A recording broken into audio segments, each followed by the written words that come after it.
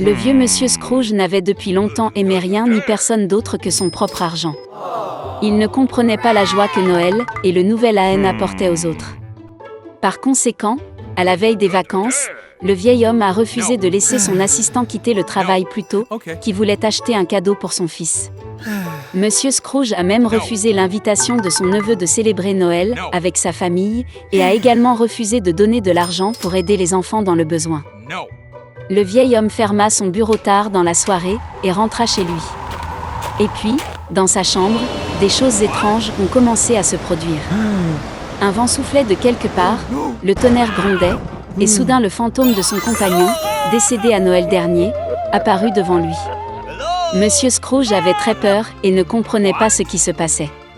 L'esprit a dit qu'après sa mort, il a été puni pour ne pas faire le bien et ne pas aider les gens de son vivant. Il ne voulait pas que le vieil homme subisse le même sort. Il prévint donc Scrooge que 3 autres fantômes lui rendraient bientôt visite. Après ces mots, l'esprit a disparu. Le vieil homme a prétendu que rien ne s'était passé. Mais bientôt, le fantôme d'un enfant est apparu devant lui. Monsieur Scrooge a été abasourdi parce que c'était l'esprit de ces dernières années. Le fantôme les a transportés comme par magie dans le passé. Le vieil homme se voyait comme un petit garçon dans la ville où il est né et a grandi. Il décorait le sapin de Noël et il s'est beaucoup amusé. Puis Monsieur Scrooge s'est vu dans sa jeunesse, le jour où, plein de joie et d'espoir, il a proposé à sa bien-aimée. Après cela, le vieil homme s'est vu mûrir. Sa femme pleurait et il ne pouvait pas comprendre pourquoi elle avait décidé de se séparer de lui. Le fait est que Scrooge ne faisait plus attention à elle, mais ne pensait qu'à l'argent. Le vieil homme ne pouvait pas le regarder lui-même de côté et demanda au fantôme de le renvoyer. L'esprit a finalement disparu, mais un autre fantôme est apparu à sa place. Il a porté Scrooge chez son assistant la veille de Noël. Toute la famille était assise à une pauvre table. Le vieil homme était sûr qu'il le détestait tout, mais il devint convaincu que ce n'était pas le cas. L'assistant a porté un toast à la santé de Monsieur Scrooge, et sa femme s'est jointe très volontiers au toast. Et puis le vieil homme a remarqué que le fils de son assistant était malade. Scrooge avait pitié de l'enfant et avait honte de son comportement.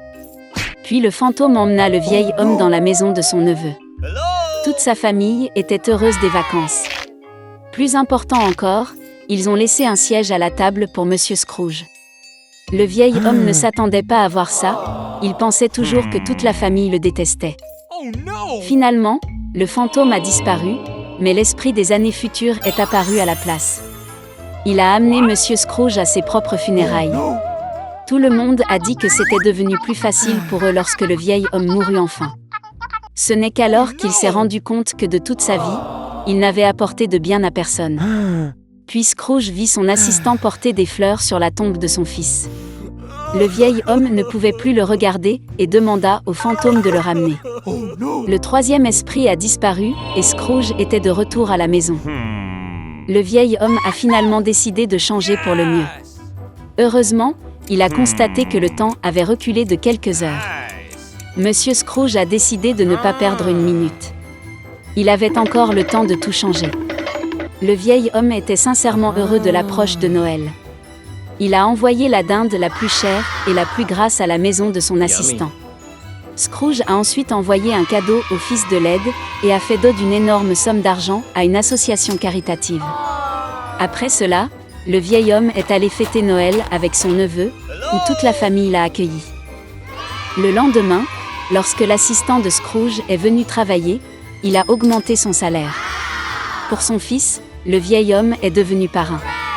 Monsieur Scrooge a donné au garçon le meilleur traitement possible et il a continué à mener une vie saine.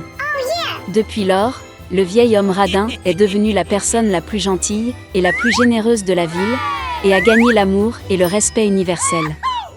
Il était une fois une fille. Et elle avait des cheveux si beaux et si longs que tous ceux qui la voyaient ne pouvaient pas quitter les yeux. Les brins étaient si légers, juste dorés. Par conséquent, ils l'ont appelée Boucle d'Or. Pour toute sa beauté, c'était une petite fille très coquine.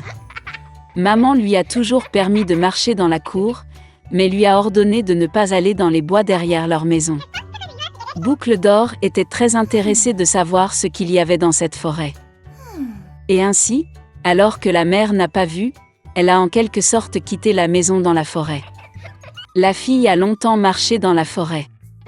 Soit il trouve une baie, puis regarde une belle fleur, puis écoute le chant des oiseaux. Alors elle s'est perdue dans la forêt.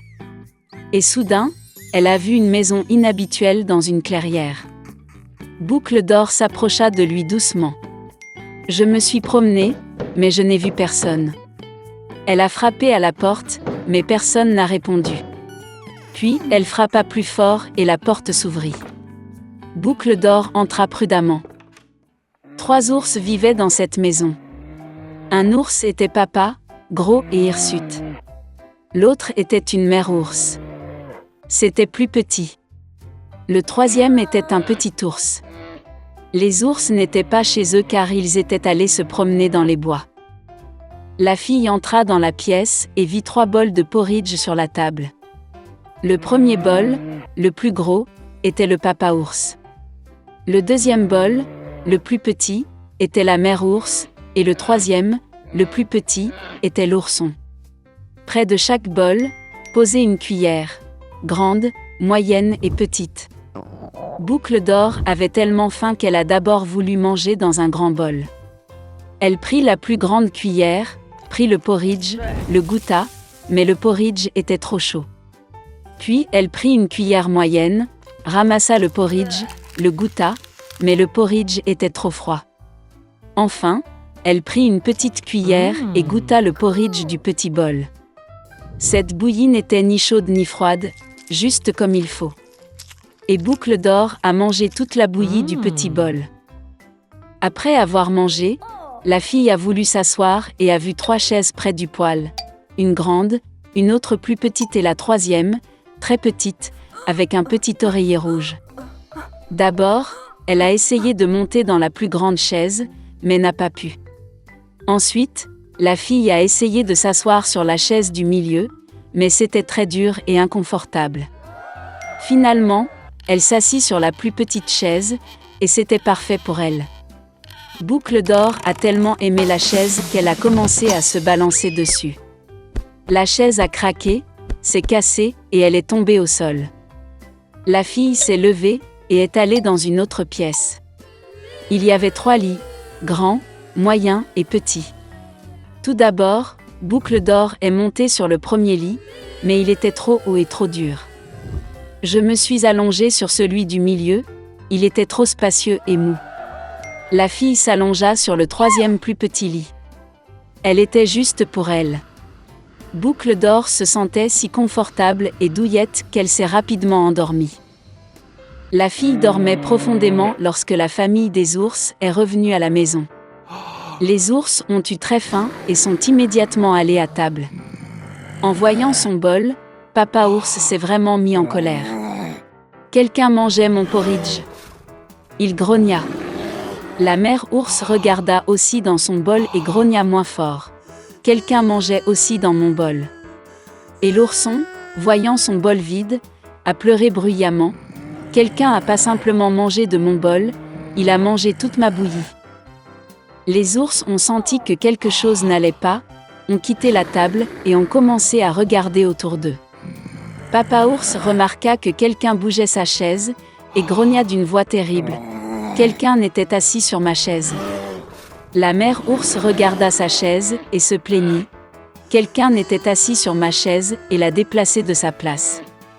Et puis, l'ours a regardé sa chaise cassée et a encore pleuré fort. Quelqu'un ne s'est pas simplement assis sur ma chaise, mais l'a cassée. Les 3 ours entrèrent prudemment dans la chambre. Quelqu'un était allongé sur mon lit et l'a froissé. Papa ours rugit d'une voix terrible. Et quelqu'un était allongé sur mon lit et l'a froissé, grogna la mère ours.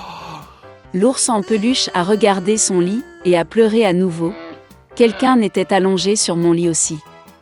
Et puis il a vu la fille et a crié d'une voix mince, et dort encore en elle.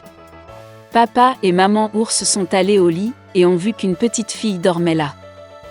Boucle d'Or s'est réveillée du cri d'un ourson et a eu très peur, il y avait 3 ours devant elle. Elle a immédiatement sauté hors de la maison et a couru partout où ses yeux regardaient, sans se retourner. La fille a couru pendant un long moment, était très fatiguée, puis elle a vu sa mère, qui cherchait sa fille disparue dans la forêt. Depuis, Boucle d'Or a toujours écouté sa mère et n'a rien fait sans sa permission. Elle est devenue une fille très obéissante, gentille et gentille.